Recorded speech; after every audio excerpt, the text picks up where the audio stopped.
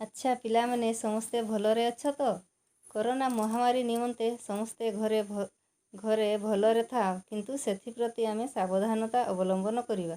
बिना कारणरे बाहरे बुलाबुली करिबा नाही। मास्कर व्यवहार करिबा एवं स्वच्छता प्रति ध्यान देवा।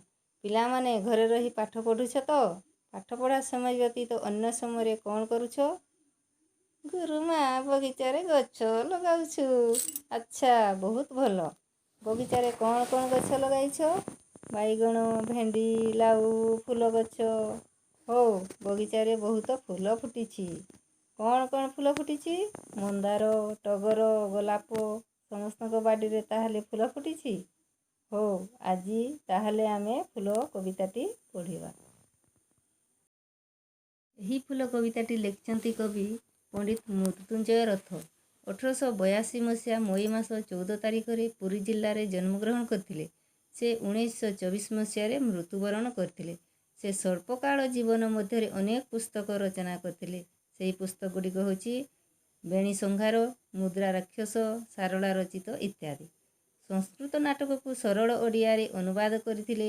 ଅଦ୍ଭୁତ ପରିଣାମ ଉପନ୍ୟାସ, ସରଳ ଓଡ଼ିଆ ଅଭିଧାନ, ସୁଖବୋଧ, ବ୍ୟାକରଣ ଇତ୍ୟାଦି ପୁସ୍ତକ ରଚନା କରିଥିଲେ।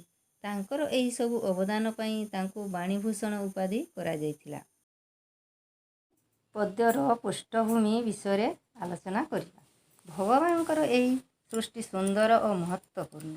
ଏଠାରେ ପରିପୂର୍ଣ୍ଣ ହୋଇଥିବା ବିଭିନ୍ନ ଉପାଦାନ ମଧ୍ୟରେ କ୍ଷୁଦ୍ର ହେଲେ ମଧ୍ୟ ଫୁଲର ମହତ୍ତ୍ୱ ବିଶେଷ ଅଧିକ। ରୂପ ଓ ଗୁଣର ଅଧିକାରୀ ହୋଇଥିବାରୁ ଏହା ମଣିଷଠାରୁ ଆରମ୍ଭ କରି ଦେବତାଙ୍କର ମଧ୍ୟ ପ୍ରିୟ। ତାର ଶ୍ରେଷ୍ଠତ୍ୱ ରହିଥିବାରୁ ତା ସହିତ ମିଶୁଥିବା କୀଟ ଓ ପଟ ମଧ୍ୟ ଉଚ୍ଚ ଆସନ ପାଆନ୍ତି। ଏବେ ଆମେ ଫୁଲ କବିତାଟି ଆବୃତ୍ତି କରିବା। ମୁଁ ପ୍ରଥମେ କବିତାଟିକୁ ଆବୃତ୍ତି କରୁଛି, ତୁମେମାନେ ମନ ଦେଇ ଶୁଣ।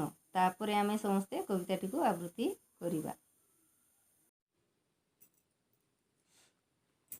ମୋ ବାସ ଗଛରେ ଲଟା ବୁଦାରେ, ଶାଗ ଶିଉଳିରେ ଘାସ ହୁଡ଼ାରେ।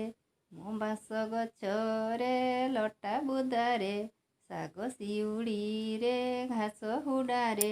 ମୁଁ ଥାଏ ପର୍ବତେ ଜଳସ୍ଥଳରେ, ବନେ ଉପବନେ କୂଳ କନ୍ଦରେ। ମୋ ବାସ ଗଛରେ ଲଟା ବୁଦାରେ, ଶାଗ ଶିଉଳିରେ ଘାସ ହୁଡ଼ାରେ। ମୁଁ ଥାଏ କୁଞ୍ଜରେ ମନ୍ଦିର ପାଶେ, ସଞ୍ଜ ସକାଳରେ ମୁଁ ଫୁଟି ବାସେ। ମୋ ବାସ ଗଛରେ ଲଟା ବୁଦାରେ, ଶାଗ ଶିଉଳିରେ ଘାସ ହୁଡ଼ାରେ। ମୋ ରୂପ ସୁନ୍ଦର କେତେ ନିର୍ମଳ, ପତର ଉପରେ ଦିଶେ ସୁଢଳ। ମୋ ବାସ ଗଛରେ ଲଟା ବୁଦାରେ, ଶାଗ ଶିଉଳିରେ ଘାସ ହୁଡ଼ାରେ।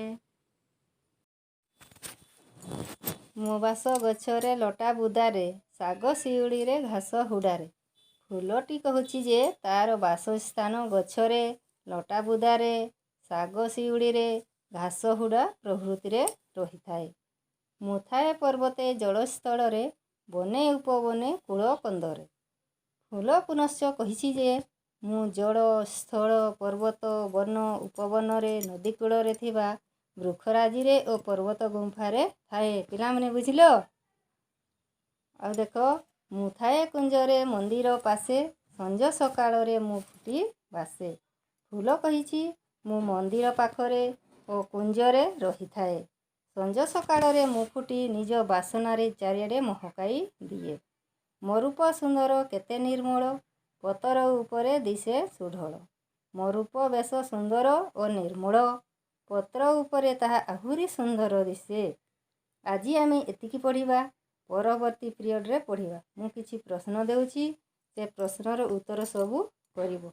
ତାହେଲେ ଲେଖ 1 ନମ୍ବର ପ୍ରଶ୍ନ। କ. କେଉଁ ସବୁ ସ୍ଥାନରେ ଫୁଲ ଫୁଟି ବାସେ? ଖ. ଫୁଲକୁ ଆମେ କେଉଁ ସବୁ କାମରେ ବ୍ୟବହାର କରୁ? ଗ. କାହାର ରୂପ ବେଶ ସୁନ୍ଦର ଓ ନିର୍ମଳ? 2 ନମ୍ବର ପଦର ଖାଲି ଅଂଶ ପୂରଣ କର। ମୁଁ ଥାଏ ପର୍ବତେ ଡେସ୍ ଡେସ୍ ଡେସ୍ ଡେସ୍ କୂଳ କନ୍ଦରେ। ମୋ ରୂପ ସୁନ୍ଦର ଡେସ୍ ଡେସ୍ ଡେସ୍ ଡେସ୍ ଉପରେ ଦିଶେ ସୁଢ଼ଳ। ନୂତନ ଶବ୍ଦର ଅର୍ଥ ଜାଣିବା। ବାସ, ବାସ ମାନେ ରହିବା ସ୍ଥାନ। ଗଛ, ଗଛ ମାନେ ବୃକ୍ଷ।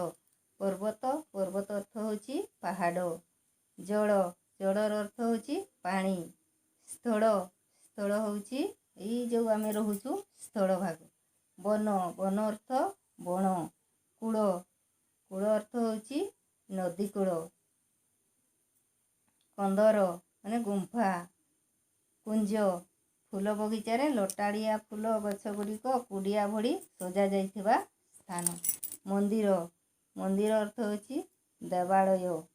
ପାଶେ ପାଖରେ। ସୁଢ଼ଳ ସୁନ୍ଦର।